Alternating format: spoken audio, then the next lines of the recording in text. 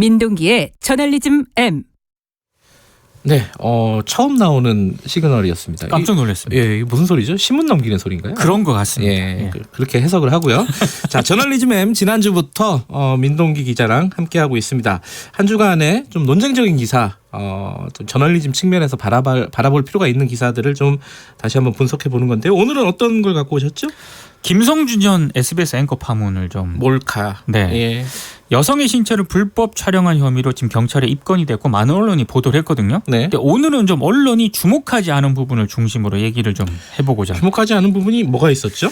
SBS가 사표를 수리하고 퇴사 조치를 하지 않았습니까? 그랬죠. 네. 많은 언론들이 이제 이 보도를 쏟아냈고요. 네. 묘하게도 이 보도에서 끝났습니다. 아하. 이 조치가 온당했느냐 여기에 대해서는 이제 별로 보도를 안 했는데 네.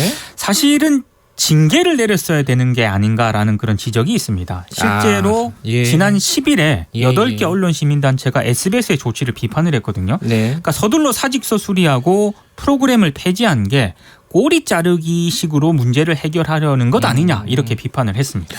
우리가 예를 들어 이제 검사가 무슨 범법 행위를 저질렀을 경우에 네. 그냥 사표 수리해 버리는 경우를 많이 비판했잖아요. 언론들이 그거 많이 비판합니다. 예, 징계부터 하고 절차를 밟아라 이렇게 많이 비판했는데 언론은 또 그렇지 않는다는 얘기네요. 네. SBS는 이런 비판에 대해서 뭐라고 하던가요? 아직까지 이 비판에 대해서는 입장이 없습니다. 그래요? 근데 2017년에 SBS 노사가요. 네. SBS 성희롱 성폭력 징계 내규를 만들거든요. 네.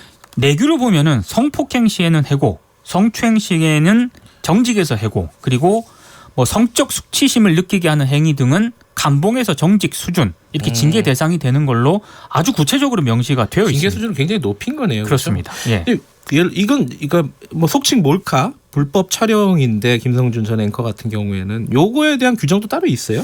제가 그래서 이거 찾아봤거든요. 예, 내규를요. 네. 네. 기타 항목에 이런 부분이 있습니다. 카메라나 이와 유사한 기계 장치를 이용해서 뭐 이렇게 촬영하는 그런 행위 있잖아요. 네. 여기에 대해서는 정직에서 해고 조치를 할 수 있다고 정확하게 명시가 되어 있습니다. 명시가 돼 있어요? 예. 근데 이제 SBS 같은 경우는 징계를 하지 않고 바로 사표 수리를 했는데 네.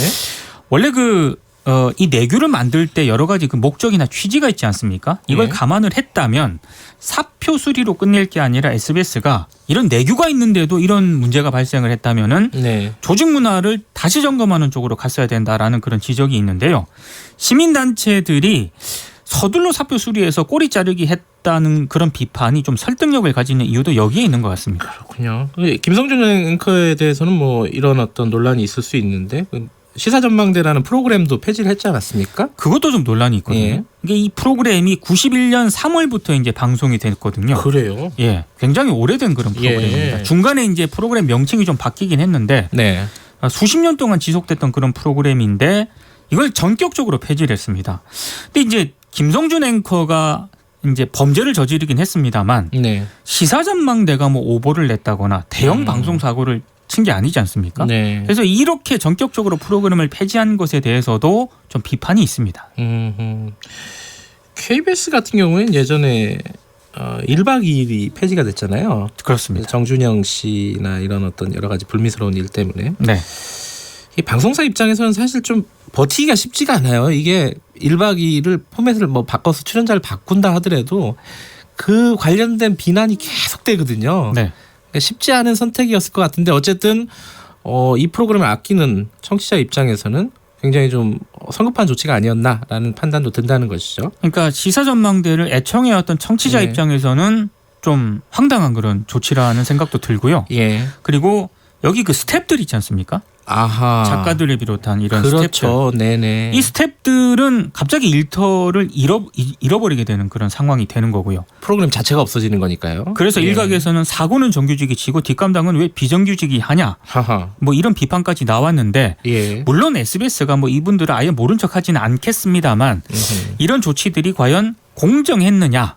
예, 이런 비판은 분명히 나오고 있는 상황입니다. 그렇네요. 그런 부분들은 잘 생각을 못 하는데 네. 예, 프로그램이 폐지가 되면은 사실 방송국이라는 게 상당수 비정규직으로 운영이 되거든요. 그렇죠. 예. 그런 부분들도 좀 신경을 써야 되는데 좀 빠뜨린 부분인 것 같고 또 하나 짚어야 될 부분이 있다면서요? 상당수 언론이 이번 사건을 단순 사건 기사 중심으로 보도를 했거든요. 네.